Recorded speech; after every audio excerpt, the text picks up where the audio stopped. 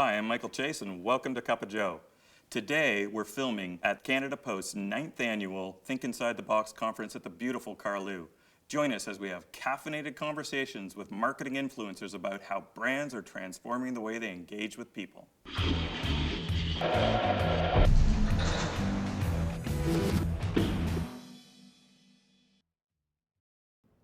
Today, we are speaking with award-winning journalist, innovator, and relationship builder Shane Schick. All right, hello Shane, and welcome to Cup of Joe. Thank you. So I got a question for you. How has storytelling changed in our world? You know, storytelling has changed in, I think, its distribution, in the way that you can get at audiences. What hasn't changed is the elements that make for a great story. You still need a setting, you still need a voice, you still need characters that people are going to care about, and I think you still need a beginning, a middle, and an end of some kind. What's changed, I think, is the potential for new kinds of storytellers to emerge. So whereas storytelling was the purview of journalists like me or for other professional storytellers in movies and television and things like that, I think now, because of the digital distribution opportunities, the opportunities that still exist in print, there's ways for brands to tell stories in a way that they haven't before. Stories that are less about their products and services and more about their audiences, which are the stories that everyone really wants to hear about. So as brands grapple with this, let's call it a vacuum for content out there, how do they deal with keeping it high quality, high level of engagement, and then how do they deal with artificial intelligence engines like RankBrain and Google coming in to even vet their content? I think the challenge of working with high quality content is making sure that you focus really on where the conflict is. So what drives a great story? Well, it's a hero that's trying to overcome a challenge of some kind. In traditional advertising, brands are really used to telling positive, uplifting stories about success with their products, success with their services. I think with the kind of stories that we're seeing today that are really resonating with people, it's telling about the pain points, it's telling about the challenges, it's digging deep into what's really mattering to people so that they realize that, yeah, that's me in that story. It's not just the soap or it's not the detergent that they really care about. It's what journey that person is going through. I think as long as you hone in on what that conflict is, why it matters, and if you can, point to some of the resolution for that, you'll have a story that will outdo any algorithm, that will outperform any traditional ad.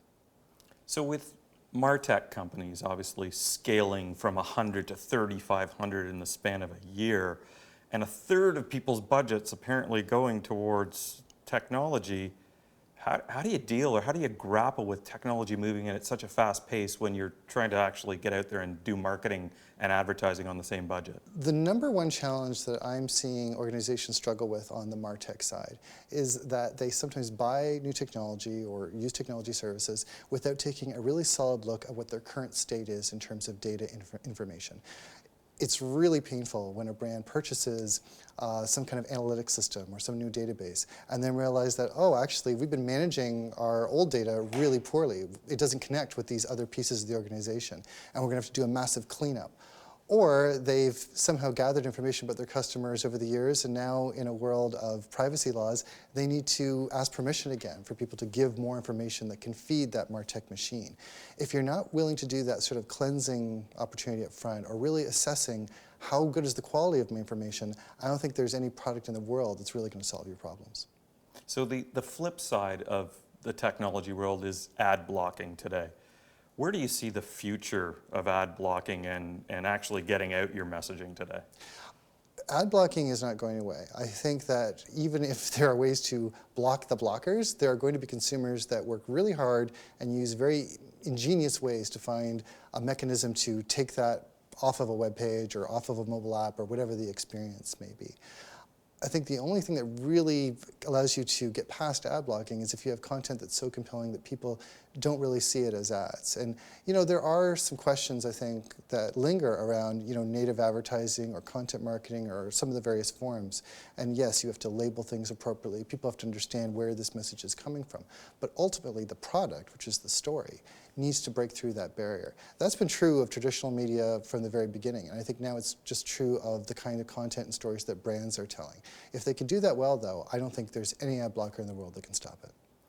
So that said, what's one of your favorite examples of a great content marketing play out there today? It's funny, there's a number of publications that I find myself reading that I didn't necessarily even think about being content marketing at first, but I've come to recognize that, oh, of course it is, but I've just gotten used to enjoying it. So there's a venture capital firm in the States called First Round. They created an online magazine called First Round Review. And I would say it ranks right up there with even the Harvard Business Review in telling really deep stories about the startup community, what it takes to build and grow a business. It's such a great read. Net-a-Porter, an online e-commerce retailer, has a sort of men's side, Mr. Porter. And for a couple of years now, they've been publishing something called Mr. Porter's Journal. And again, if you put it next to the websites of GQ and Esquire and all those, traditional men's magazines, it's great profiles and things like that that, for me are well worth reading. So I think that there's more and more organizations that get it. They've actually extended their life in a long period of time. Another one is Harry Rosen. Harry Magazine is celebrating 20 years this year. So, that was, we used to call it a magalog. But I think now, if you look on the newsstands, and it's still on the newsstands, there's a great Canadian success story of someone who's managed to tell amazing stories, not about clothes, but about what it means to dress as a man. Those are things that I look at all the time. Can you tell me one thing brands can do today to transform the way they engage with people? I think the number one things that brands can do today to transform the way they engage with people is really start listening to customers in a different way. So don't look for feedback on your products and services. Don't look for what's going to be the next opportunity to get at these people. Really listen to how are they living their lives? How does their workday go from end to end? What are the challenges that they encounter along the way? They may have nothing to do with what you as a company can offer them. But if you show that you are noticing that you understand that you have some empathy with it, I think those are where some of the first stories are really going to come from. And I think it's really going to transform the way that they talk to those people. So thank you, Shane. Fascinating look at the world of media and where things are going today. Thank you.